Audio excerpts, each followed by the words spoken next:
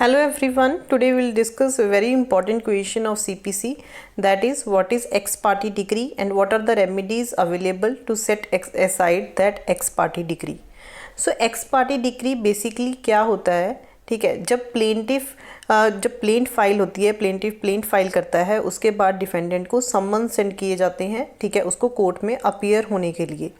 But अगर defendant को समन सर्व होने के बाद भी, अगर उसको समन सर्व हो गए हैं उसके बाद भी वो कोर्ट में अपीयर नहीं होता है, ठीक है, in spite of being duly serve the summons on the records of the case, so court क्या करेगी, कोर्ट उसकी एब्सेंस में ही डिक्री पास कर देगी, जिसको क्या कहते हैं, that is known as ex parte decree.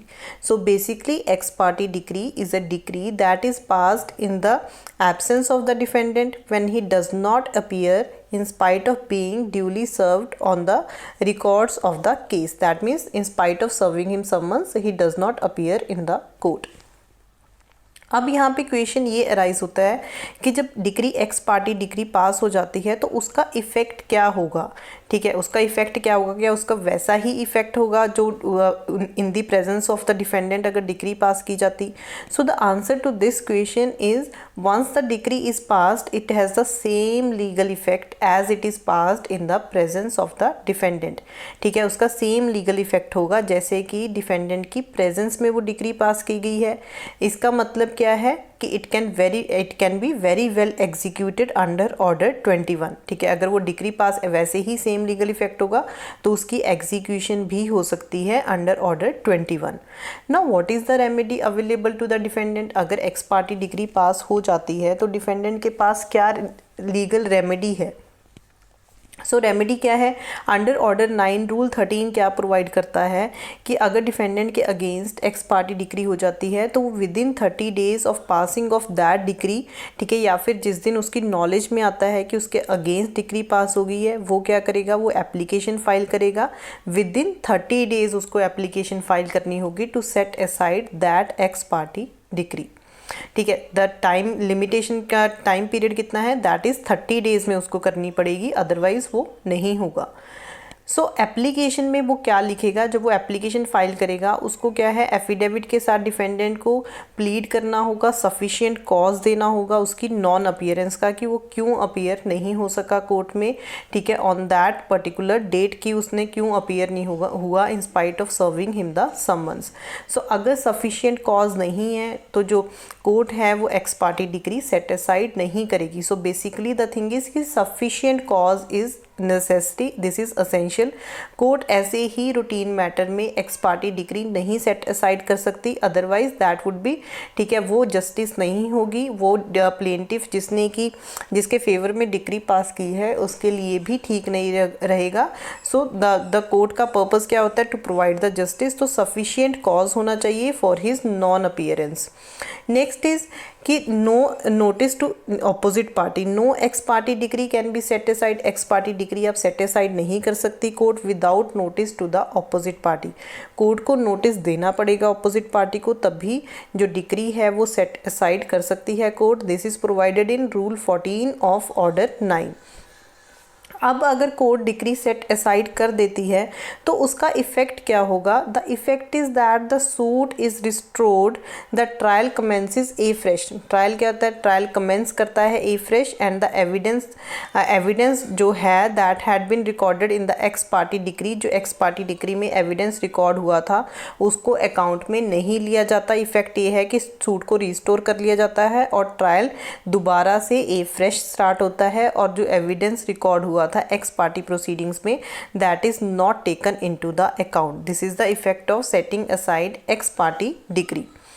Now what are the other remedies available, ठीक है, अदर रेमेडीज क्या अवेलेबल हैं to the defendant against whom ex parte decree has been passed by the court. तो क्या कर सकता है defendant, वो अपील फाइल कर सकता है। An ex parte decree is a decree, क्योंकि एक्स पार्टी डिक्री क्या है, वो डिक्री होती है under section 2 of the sub clause 2। तो एग्रीव्ड पार्टी क्या कर सकती है, he can also file an appeal under section 96 sub clause 2 of the code.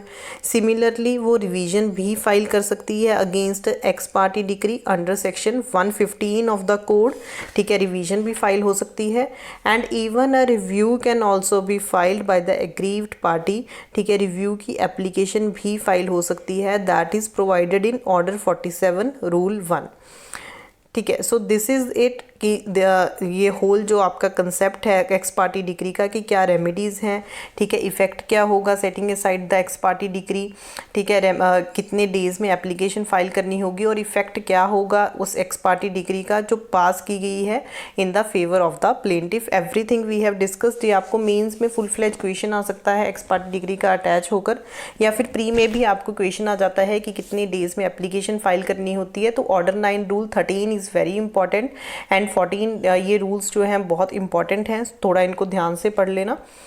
One important thing is that I have started teaching on unacademy. You can also see my special live classes there for the judiciary.